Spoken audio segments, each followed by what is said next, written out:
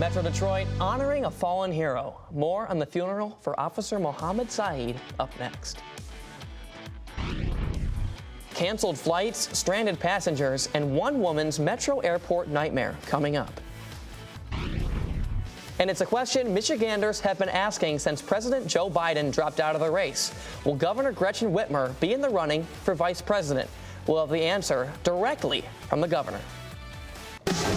Live from the Fox 2 studios, this is The 9. Good afternoon and welcome to Fox 2 News at 1:30. I'm Ryan Canfield. Metro Detroit saying a final farewell today to Officer Mohammed Saeed, who was shot and killed in the line of duty last weekend. After a public funeral, his family held a private ceremony at the American Muslim Society in Dearborn. Fox 2's Robin Murdoch has the story. A Metro Detroit man is facing murder charges after allegedly killing his mother and his brother. 24-year-old Corey Cook is accused of shooting them both last Friday at their home in Clinton Township, and police say he later turned himself in. His mother, 49-year-old Yolanda Cook, was pronounced dead at the scene, while his 31-year-old brother died at the hospital. Cook is facing first-degree murder and felony gun charges. Bond was set at $1 million. A quiet Saturday in downtown Howell interrupted by a group of white supremacists marching through the streets. Howell previously had ties to the KKK, but current leaders say they've worked hard to make the town welcome for all. Here's Fox 2's Jessica Dupnack. Metro Detroit Health System is dealing with the fallout from a massive cyber attack. University of Michigan Medicine says the personal health info of almost 57,000 patients may have been exposed by cyber attacks back in May. The hacker got a hold of employee emails containing patient data, including names, addresses, medical records and treatments, health insurance policies, and the social security numbers of 4 patients. The hospital system says the emails were strictly job-related for payment and billing, and that no credit card or bank account numbers were included. And sad news for our city, Motown legend Abdul Duke Fakir has died at the age of 88. Fakir was the last original member of the iconic group The Four Tops. The singer died surrounded by his wife and other loved ones at his home in Detroit Monday. Fakir sang tenor on songs like I Can't Help Myself and Reach Out, I'll Be There, songs that would define the Motown sound in the 60s as a whole. He won a Grammy Lifetime Achievement Award for his contribution to music and musical culture back in 2009. Fakir is survived by his wife and 6 children. It's been a rough week for air travel following Microsoft's software meltdown, and now the federal government is investigating Delta Airlines. One frustrated traveler sharing her story is Judy Rocket, says her 83-year-old grandmother was stranded for a few days at Detroit Metro Airport after her Delta flight was canceled. She says her grandmother was placed in a wheelchair and left there for hours. And Judy says she's done with Delta until the company learns to prioritize seniors and children in these situations. Most of us drive them every single day, but now a new study says Metro Detroit roads are costing us thousands of dollars a year because they're in such bad shape. TRIP, a transportation research nonprofit out of Washington, D.C., conducted the research. The group found Michigan drivers lose an average of $3,000 annually due to deteriorated roads that lack proper safety features. However, Rocky Moretti, Director of Policy and Research at TRIP, sees a way forward. The report also finds Michigan has an annual transportation funding gap of $3.9 billion. It's another twist in the saga involving the former Riverfront Conservancy CFO and his alleged co-conspirators. Why it actually may be a family affair, coming up. Plus, city leaders working to crack down on bad landlords and help improve the quality of rental properties in the Motor City. Their plan, that's ahead. Welcome back to Fox 2. I'm Ryan Canfield. If you're a student in Oakland County, these next 20 seconds are going to be music to your ears. The Oakland County Student Debt Relief Initiative is partnering with DC-based Startup Savvy to help students assess better payment options. The startup will also look to find relief programs with reduced interest rates in an effort to help students more efficiently eliminate their debt. Oakland County officials say there are 172,000 recent graduates carrying a total of $6 billion in student debt, and officials hope to have the plan in place by September, as soon as students return to school. Michigan Governor Gretchen Whitmer is joining the growing number of Democrats throwing their support behind Kamala Harris. So, is Whitmer running to be Harris's pick for vice president? Fox 2's Tim Skubic caught up with the governor. And tonight on The Pulse, we dive into who else may have their eyes on the VP slot and why swing states may play a huge role in deciding who gets the number 2 spot. That's tonight at 11:30, following The Edge at 11. And Michigan, we have liftoff. Our state is getting more involved in aerospace. Senator Gary Peters and NASA advisor Bill Nelson visited the Futuramic Tool and Engineering Company in Detroit. Futuramic has been supplying NASA with parts for their deep space rocket, space launch system, and other projects. And since 2021, NASA has reportedly generated $142 million in economic impact and created 780 jobs in the state of Michigan. Detroit and Windsor, a better love story than Twilight, as they connect for the second time. The deck of the Gordie Howe International Bridge has officially been completed. The bridge will become a key trading point between the United States and Canada and take on some of the traffic from the nearby Ambassador Bridge.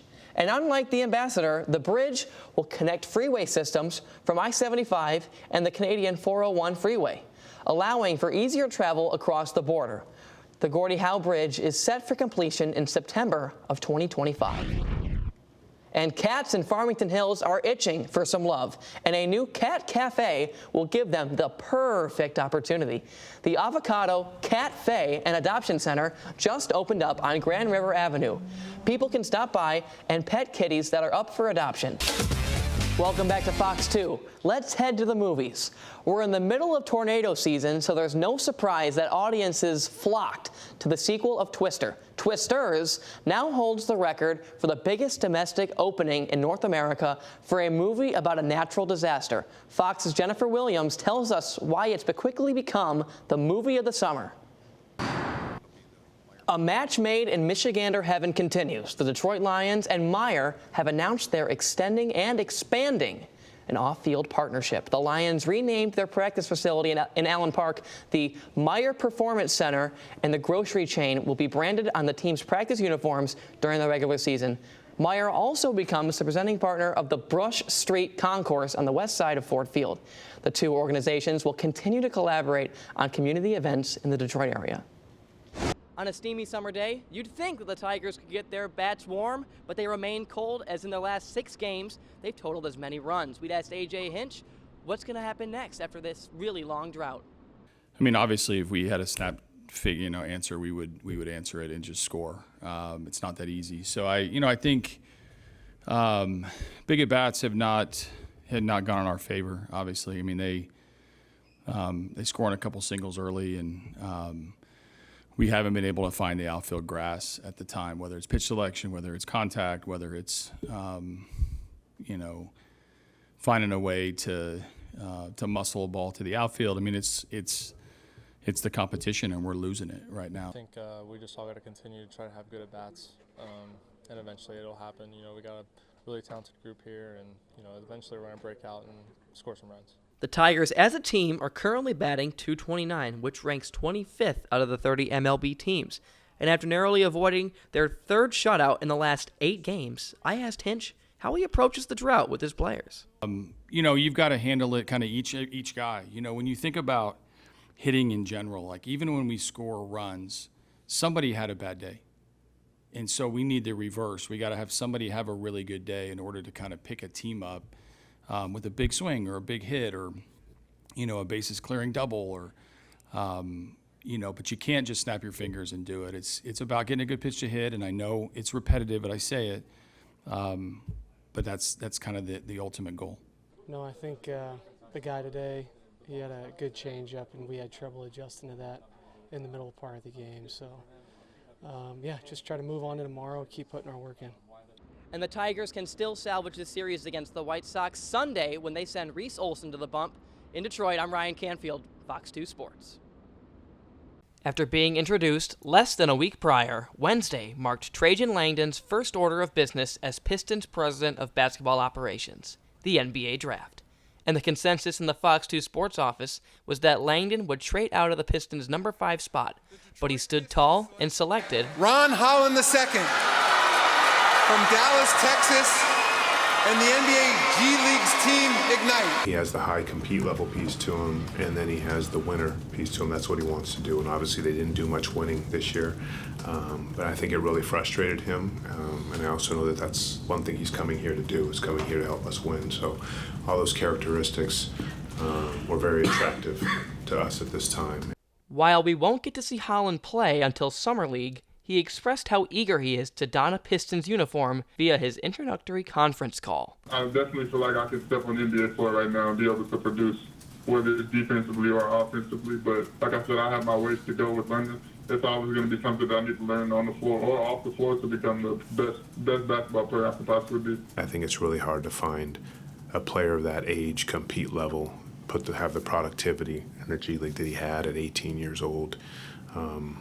I think he's just going to bring a competitive edge to this team going forward, and I think it'll be the type of player that this city, can back and wrap their arms around. Langdon also said that staying quiet and having minimal communication with Holland was a strategy. But what does he anticipate for round 2? That answer will come tomorrow. With the Pistons, I'm Ryan Canfield, Fox 2 Sports. The DTE Trenton plant is no more after a big-time implosion woke up all of downriver of southeast Michigan this morning. Why they did it and what it means tonight at 5 and at fox2detroit.com. Right now, it's a regular, calm Wednesday afternoon in Wyandotte. But last Saturday night, it was havoc. Take a look. I'm Fox 2's Ryan Canfield here in Wyandotte after a huge fight breaking out last Saturday on this very street. What witnesses from On the Rock Sushi Bar and the cops are saying about this story tonight at 5 and 6 and on our website at fox2detroit.com.